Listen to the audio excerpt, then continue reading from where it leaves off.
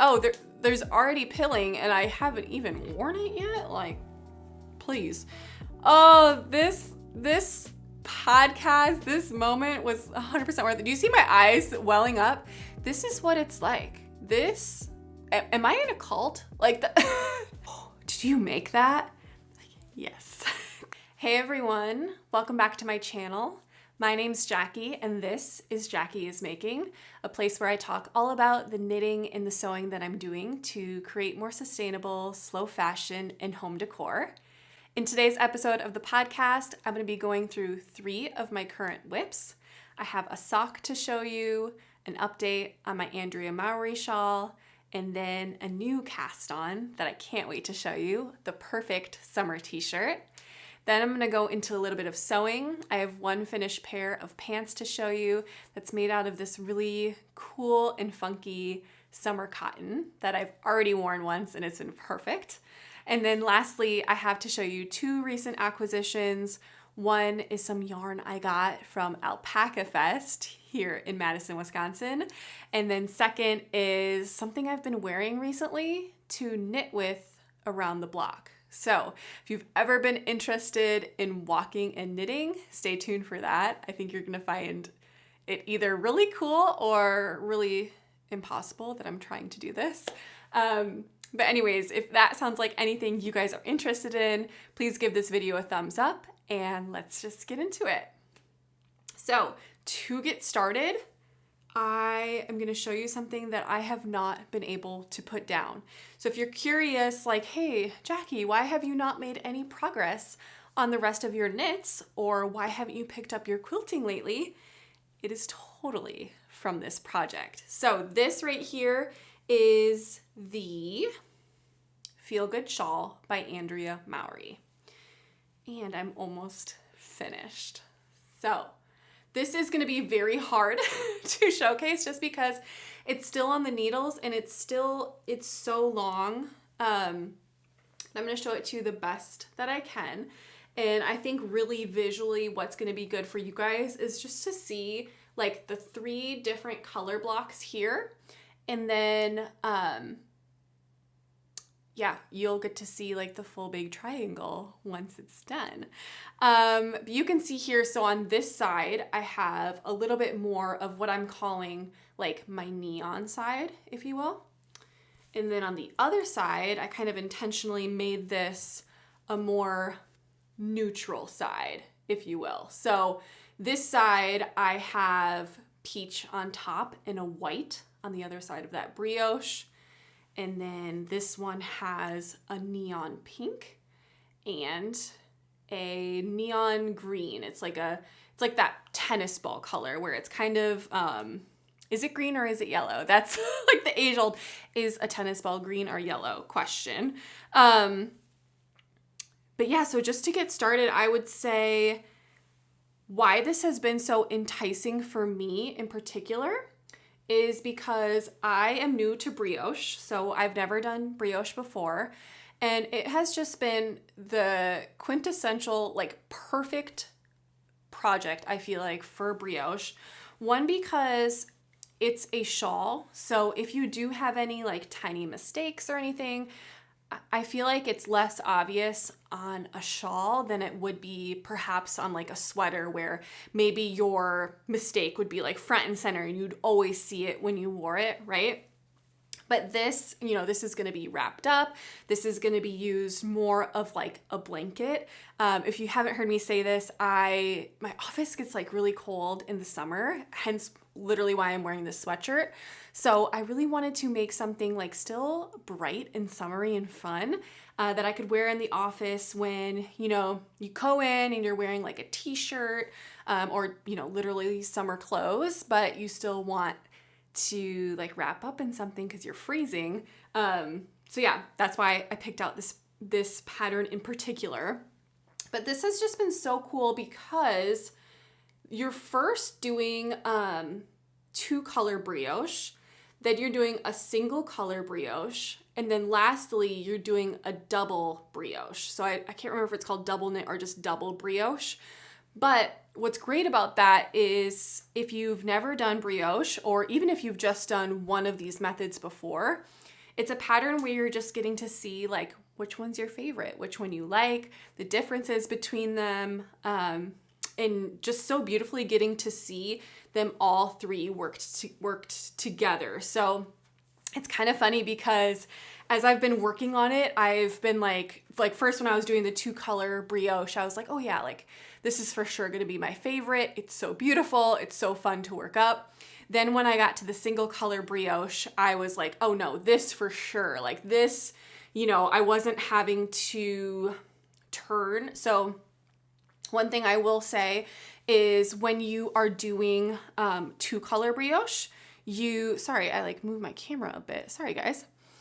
When you are doing 2-color brioche, you're working 1 row and then you slide the stitches back and you work it again in another color.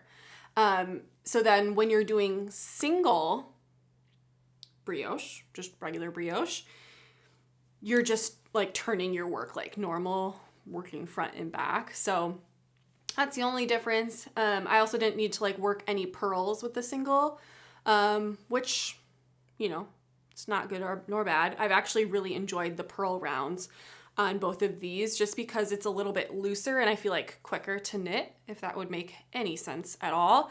And then lastly, right now, I'm in my last stages of this double knit brioche. So let's see if I can show you up close. This is what the double looks like. It almost just looks like big stripes. And then if I pull it apart, you can see where those purls are. It's really cool. This is that single row. And then lastly, this is my double. And you can see, I'll hold up the middle too. So you can see my increases here go straight down that center spine. The pattern in particular has just been so easy to follow. It's made me really want to knit another one of Andrea Mowry's patterns. She's also known as Drea Renee Knits on Instagram and on Ravelry. She's a very popular designer, but I just have never made anything by her. And the whole time I've been close to finishing this, I've been thinking, but Jackie, like this is gonna be too bright for autumn and winter. So now you need to cast on like a more autumnal one for when it gets cold. So I feel like Andrea has a couple of patterns that are still just as cool that I think I might be casting on for cold times because I've just really been enjoying knitting a shawl. It's just been fun to carry around. The colors have been really enticing. I'm just really excited to get to wear it. You know, I hear from a lot of people like they don't knit shawls because they don't wear shawls, but I could actually see myself wearing it quite a bit. So we'll see if that actually comes true or not, or if I am one of those people who thinks that they're gonna wear it and then doesn't wear it. I'm not really sure. So yeah, that's been this shawl. I will say, like, as far as the yarn goes, I can show it to you guys here. I'm on my last 2 colors here. Oh. When you're in a craft room, there is always going to be pieces of fabric on the floor, that's for sure. So these are my last 2 skeins I'm working through here. This one is a peachy color, and then this one is that neon green. And this yarn is so soft. It has to be one of the softest superwash yarns I've ever felt. It's not like super washy at all. I would say the way you can tell that it's superwash is like how splitty it is. It is fairly splitty. You have to be pretty careful when you're knitting it. It makes up for it in the squishiness of it. I mean, it is truly the softest yarn I've ever worked with. But because of that, I'm already getting pilling. And so that's kind of new for me. Like, oh, there's already pilling and I haven't even worn it yet. Like, please. I am carrying this around and like bringing it everywhere, but let's see if I can show you some of the pilling. I'm not sure if this is gonna focus, but if you can see any of that fuzziness, you might be able to see there. Just take my word for it. It is pilling already. So I'm already thinking like, oh, should I de-pill this before I block it? And I've never had to think about that before. I do think that's going to be my method. I'm going to de-pill it, then I'm going to block it when it's ready to go. So yeah, that's just kind of been a bummer. Like, hopefully that doesn't affect the longevity of it or how often I want to wear it. Just like, you know, based on getting it too pilly or not. And, you know, I always worry with de-pilling too, like how much I'm truly breaking down the fiber or not. Be really interested if any of you guys have any insight on that, whether or not you think it's actually good for your garment to de-pill it or not. It's kind of inevitable and truly gives it new life when you do de-pill. So I don't think I could ever be torn away from it, unless you told me it would completely ruin the integrity of a product. But yeah, that's kind of my one bummer with the yarn, but the squishiness totally makes up for it. And I feel like I'm going to wear the heck out of it because it's so squishy and, like, I was gonna say delectable, but I hate it when people use food words for yarn. It's just like cozy, very, very cozy. Another thing I will say, I'm looking at this 2-color portion right here, and it's very obvious that I'm rowing out in my brioche in this section, especially compared to the single knit portion where there's no purling. It's flawless. Okay, this single knit section, it's like my rows are so tight, they're so beautiful, there's not an error to be seen.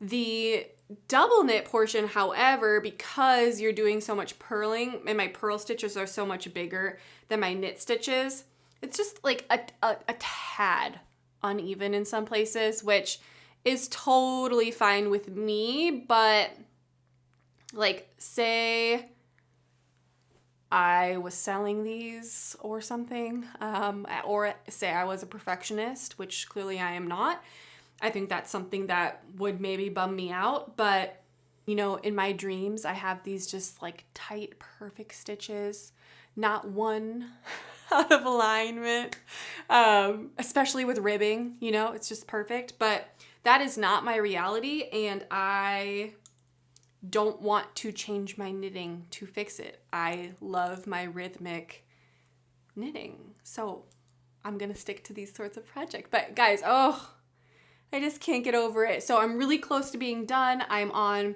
an 8-row repeat. That's 7 times for the end. And I have 3 rows left, and then I get to do, I believe it's like an I-cord border, and I think I'm gonna bring back this neon pink on the border. So we just are like enveloped in this gorgeous, very Barbie pink color. And I just cannot wait to wear it. I can't wait to show up in like a meeting or show up with friends and them just be like, oh, did you make that? Like, yes. Clearly I made this. You cannot buy, did you just see that ball of yarn go flying? You cannot buy something like this. This is truly one of those pieces where it's like, whoa, that's cool. You could not find anything like this anywhere, which makes it very special to me. You know, a couple of other things I'm going to show you today, like you maybe could get in a store. So they're still special, but it's just different. You know, it's just different. So next I have for you just like a sock update. I had previously shown you guys this. This is one of my finished socks. I've so lovingly just kept it on this sock blocker because I just love to stare at it in its beautiful form. I think this is gonna be my new habit. Like when I'm making socks and I finish one and I'm working on the other one, it's gonna be my room decor. While we wait for the other one. So this is an opal sock yarn. I'll put the exact yarn on the screen. And I have finally started on the second one. So just have a small little update here. He's just a tiny guy. But what's cool is, you know, like it's starting in a little bit of a different spot of where the yarn pattern repeat is. So we'll have a slightly different colored sock, which I think will be kind of neat. And the update is that I'm still loving these Addy Flexi Flips. They are so fun. They're so addicting. I can't wait to get to the next needle. And it makes me not want to put it down. So yeah, that's my update on this. And at the end of this video, you're gonna see when I've been knitting these. So hopefully these will start going a little bit faster because of that.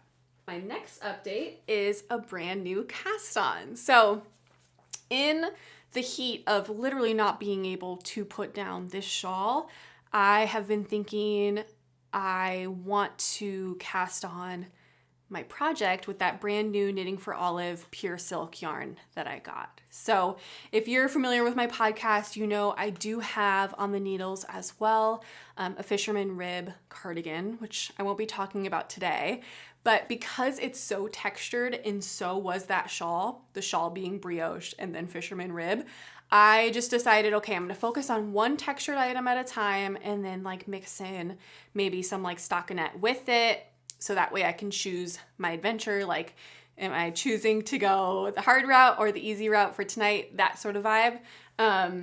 So once the shawl is done, then I'm gonna pick back up that cardigan, so stay tuned for that to come along. But for now, I've cast on the beautiful Knitting for Olive pure silk, and I have this in the colorway cream. And it's funny how our eyes work, because as I've been casting this on, it feels like a very bright white to me. I've actually been wishing it was a little bit creamier, even, if you will. And it could just be because I'm used to knitting with things like very colorful. This is literally my first time knitting a full project in such a neutral color, which is good. It's a good palette cleanser. So yeah, but it feels very white to me is what I will say about this. But this is the Cumulus T O-neck version by Petite Knit. So initially I had thought maybe I was gonna do just the standard like V-neck Cumulus T, but the more I got to thinking about it, I kind of rarely reach for the V-necks in my closet. I have a little bit like bigger of a chest, and so sometimes V-necks can be a little bit uncomfortable, you know, like you just like as a female, if you're wearing a V-neck, you have to be more aware of your surroundings. I will say, like, you have to, like, you can't just like bend over. This is me. Like, I am like the slouchiest, like, love to be comfortable. I'm just like at my desk, like way leaning over all the time. So like, I just feel like when I'm wearing a V-neck, I'm more self-aware of what I'm wearing. And so a lot of times if I'm looking in my closet and a round neck like tee is available, it's washed and clean versus a V-neck, I'm almost always gonna go for the round neck. So yeah, that kind of went into my decision when I was choosing this pattern.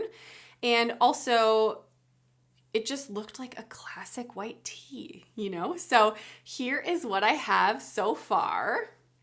And to some, this may not look like a lot, but I will tell you, this is fingering weight, people, okay? So this is going to be going a little bit slower than normal. So we'll just show you here. So we got some fun increases there. Get myself out of there. There you go. So you can see this is like a typical raglan style increases, where you have these beautiful increases kind of at the, I believe this shirt actually is like it, where you're gonna have them like this and then down the other side of the arm, same over here. And what I've liked about this pattern so far, it has gotten in the round so quickly. I think I worked on this maybe like, you know, like 2 sittings.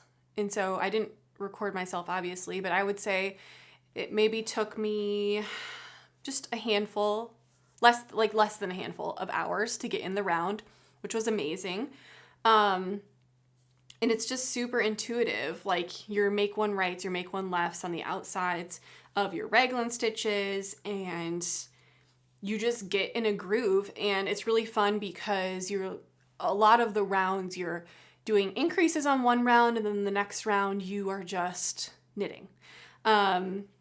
Or like, purling first before you get into the round. And then right now I'm on literally like a 24 row repeat where I just sit and repeat those last two forever until it's sleeve time. I think we have a couple other sleeve things to do before we break for sleeves, but yeah, it's just actually been enjoyable enough where I've said, I already know I'm going to be making another one of these. And the reason is, honestly, it's such a big plus to get in the round that fast, just because then you're not purling anymore. And like I said, I knew I wanted this to be like a stockinette in the round, like just more of like an easy project. And all I can think about so far while I'm knitting this is this just reminds me so much of when I was knitting the, what hat did I make? Shoot. That hat I was knitting in the round forever and ever and ever. I'll put the name up on the screen. I can't think of it right now. But I loved that because it was just like endless miles of stockinette, and it was so therapeutic. And I already feel like this t-shirt is gonna be that for me, and I can't tell you how excited that makes me to just have another therapy project on the needles. This in particular is made using 2.5 US 2.5, so 3mm needles. And the yarn, like I mentioned, is a fingering weight yarn, so it's definitely, quite smaller stitches than what I'm typically used to doing. But I will say the resulting fabric is just so, so beautiful. And I can tell that it's already going to be something that I love wearing when it's hot out.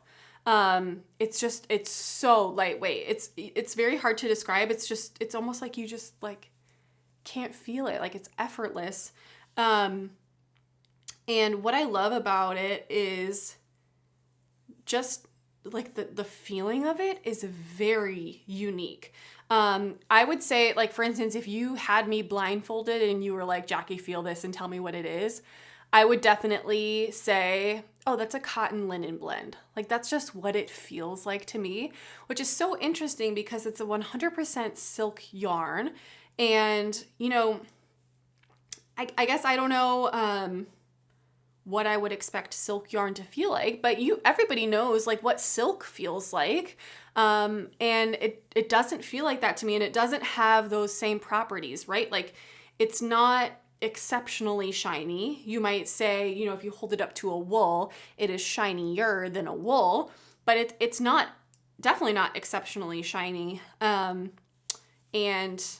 I would say it's definitely cool to the touch, which is maybe that silk giveaway.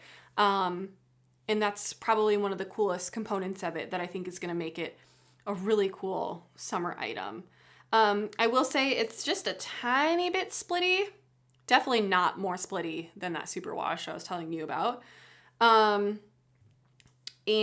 just the stitches in general aren't going to be like, I can tell they're just not going to be as neat perhaps as a wool would be for me. But I kind of like it has a ever so slightly open texture. And again, I think that's just going to be perfect as a summer garment. I've already been thinking about, like, I love that this is a natural material and then it's going to be very breathable. And so I've already been thinking about, like, I need to invest in some undergarments that are like natural materials as well. Like, I know they make some like merino wool, like bras and sports bras and like camis. And I think, maybe even just getting like a 100% cotton one or something would be so enjoyable for summer. Because I've been thinking, like, if I'm making a material to be so breathable, I don't want to just be wearing like polyester undergarments that are making me sweaty on the inside, but then I have something breathable on the outside. Like, I want it to be fully breathable. So yeah, I've just been thinking through that. If any of you guys have any favorite natural material undergarments, link them for me down below. I would be so interested to figure it out. And then the last thing with this yarn is like, I cannot keep white things white. So I don't know who took over my brain when I thought it was a good idea to get this. Like, I can already picture myself, like, I like wear mineral makeup. Like if I touch my face and then I touch this, there's already gonna be spots on it. So yeah, I'll keep you updated on if I can successfully manage to make this without getting any stains on it. But I will say it is kind of nice knowing in the back of my head, like if something does go wrong, I think it would be fairly easy to dye in a different color. So that's the one thing keeping me sane, knowing that I'm knitting with a white yarn. Now moving into sewing, I have one finished object to show you guys. And that is the Pomona Pants. So I'll insert a video here of me wearing these the other day. And I also have them here. I can hold them up for you. I'm not sure they'll be as good. I have my little tag in here, which is pretty cute. I'll show that to you guys. So this is a pair of summer pants with a 2-inch elastic waistband. And this is made out of a Free Spirit fabric designed by Anna Marie Horner. And this fabric was so lovingly gifted to me by a friend who she had bought it for herself to make like a dress or something. And then she just found herself no longer interested in wearing these colors. It is a little bit of a bright pattern, as you'll see. But I think it just worked out perfectly in a pair of pants. And probably my favorite element of it, honestly, are these stripes like hit right at my sides. So it looks like, you know, like the Adidas track pants that have the stripes on the side. It looks so cool that these hit right on my hips. So yeah, that's probably like my favorite thing about it so far. So this is the Pomona Pants by something Allen. I'll have it up here on the screen. I actually found this design on Etsy. I have been looking all over. I wanted like a elastic waistband, like linen pant pattern to make this spring and summer. And it just so happened I had this cotton to use for it as well. And this just had like really good reviews on Etsy. And I also loved the pattern came with like a short, which obviously any pant you can cut into a short, but it's so nice having the actual like length on a pattern. And then also it comes with this like wide leg version, which is the one that I made, or it also comes with like a tapered leg. So that's why I chose the pattern. And I was like, it was one of those where I just bought it like based off reviews. And then I was so excited when I got it because if you don't add a pocket, it's literally one piece. The pattern is one piece. So there's no side seams. I was just like, what? There's only one piece? And it sewed up so fast. I think it's definitely like an under 2-hour project, like start to finish, which is so cool. So I'm definitely going to be making these again. I have like a green linen I think I'm going to make them in. And I would also love to acquire like just a more natural, like more heavyweight linen, I would say, because the other linen I have is more of like a shirting linen. So it's gonna be fine, but I would like a heavier weight linen to wear to work. So yeah, maybe stay tuned for that. And then my only adjustments to this pattern are I did have to shorten the leg, just based off like what the pattern cutout was. And then I also, took down the waist. So the original waistband was so high-waisted, like right under my bra. And even my husband, like I tried him on and he was like, that's really high. I was like, yeah, it is. So I took it down and now it's just below my belly button, which is funny because if you're a millennial like me, now you're so used to high-waisted pants that like a low waist, anything lower than a high-waisted pant feels so weird. Even though like I grew up wearing low-waisted pants my whole life, these are not even low-waisted. They're just below my belly button, but it feels so low-waist, feels so weird. So I actually don't know if I'll be altering them to go up a little, but they look great where they are. So I'm just gonna wear them a couple more times and see what I think. So far I've just been pairing it with like a white t-shirt and sandals, but yeah, I've been thinking about some other outfits I could wear this with. But this is a very fun, very quick project. If anybody is interested in sewing or they think they're not the best sewist, I highly recommend that pattern. It's so quick, so easy. And also there's a really good YouTube tutorial. I'll link it down below.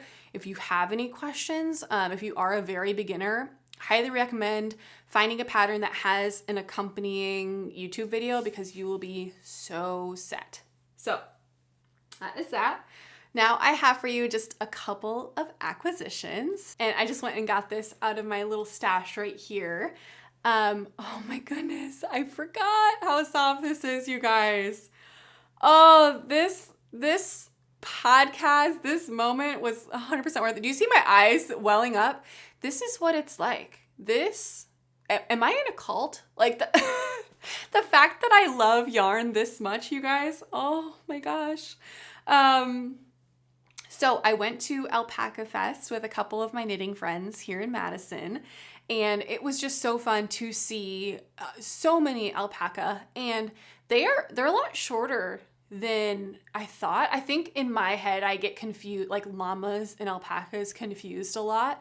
I kind of interchange them in my mind, but llamas are so much bigger. Like llamas are almost, I would say, more like a horse, and alpaca it's truly more like a donkey. It's like a tall dog.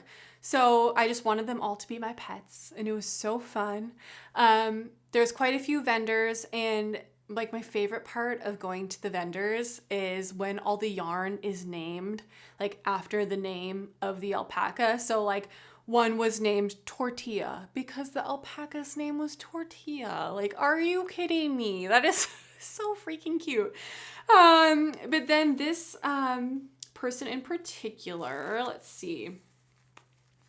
This was Shady Havens Fiber Designs, and this is Prime Alpaca. It's 660 yards, and it's a sport weight yarn. And then it says it's worsted if you use it double stranded. But I will show this to you. So if you've been following me, you know I've been knitting with some really crazy colors, and that's been so fun. But I've really been wanting to like balance out my knitting with some like very much so like staple pieces that I'm just gonna wear for years on end in very classic colors. So this, and I also just like, I love this color with my blonde hair. I think it looks better on me than a gray, for instance. So yeah, this is I would say it's like a light camel color, and I wish that you guys could feel it because it is so squishy. So the only thing with this is 100% alpaca. And if you're familiar, alpaca like doesn't retain its shape as well as wool does. So like kind of just its reputation, if you will, is that it has a tendency to just like have a lot more drape and maybe like could potentially stretch out and that sort of thing. So my initial thoughts with this were to make a cardigan or like a shawl or something that can be stretched and it won't totally matter that it is stretched. My other idea is maybe I could hold it with a mohair or something to give it some more structure, or like even hold it with a sport weight wool to give it structure if I were to make a traditional sweater. But yeah, I need to look into this more about like what sort of patterns should I use, what could be great for it. I got the quantity for a cardigan I have on my to make list. So I think in my mind still, it's potentially still a cardigan, but after I fell in love with that shawl, I could see it maybe becoming a shawl, especially because of how soft it is. Oh man. So if you have any ideas or any tips or tricks for 100% alpaca yarn, let me know, because this baby is about to be casted on someday. I don't know if it's going to be cast on. Probably in the fall, this will be cast on. I think this would be a perfect fall knit. I always love to smell them and see if they smell like the animal. It's not, it's a little bit, but my favorite is really, really sheepy wool. So that is that. And then my other acquisition that I've been hyping, my little Cotopaxi. This, you guys, you're probably like, what the heck is that? This is technically a chalk bag for hiking, but I was knitfluenced. If any of you guys follow Knitty Natty here on YouTube, she bought this. She's been like traveling in her van across the country, and she has a really cool knitting podcast, and she loves to go on hikes and knit at the same time. And she said that she got one of these, and she just puts her yarn in. So I'll show you guys what I do.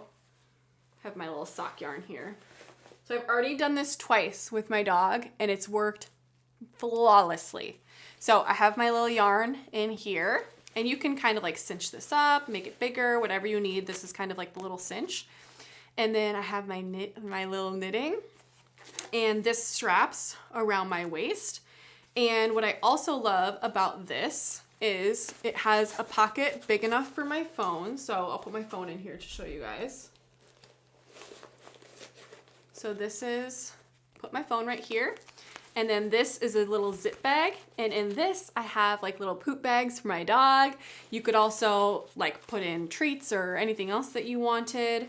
But yeah, it is, it's so cool. I love this. First of all, Cotopaxi bags in general are really great because they use all like this at least this line in particular, anything you see that is like multi, like kind of weird colors, if you will, this is their line that it's completely random. So like this bag, I'm probably the only person with this colorway like ever, because every single piece is all recycled and they just like mix and match a million different pieces. So that's why when you see like these Cotopaxi bags, and if you go online and you're like, I want the same color as Jackie, you can't. That's not how it works. So what I recommend is if you want to play a guessing game, you can get this on Amazon.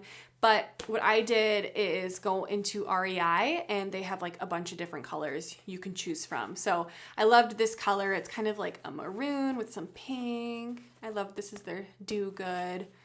And then we got our green in here. Green's my favorite color, so I loved that I would be seeing green a lot. And then I loved that this was green too. So this has been so enjoyable for me lately. Like the fact that I've already went on 2 walks with it and I just got it like yesterday is telling. I'm already excited to go on more walks. And, you know, for me, sometimes it's like, when am I going to pick up that sock to work on it? Like, especially now that I have this t-shirt on, that's going to be my stockinette project. So I'm excited that I have something, to go on walks with. And also just that, like, I've been trying to get in more steps. Like, walking is so good for us, and my dog loves walking. I will say too, I got one of those dog leashes that you can be hands-free.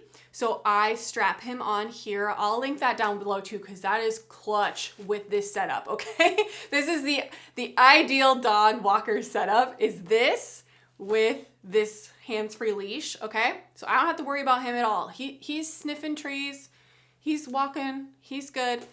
And this, perf. And honestly, like, I get so many rows done. I'm so like impressed. It's easier than you think, you guys. Try it.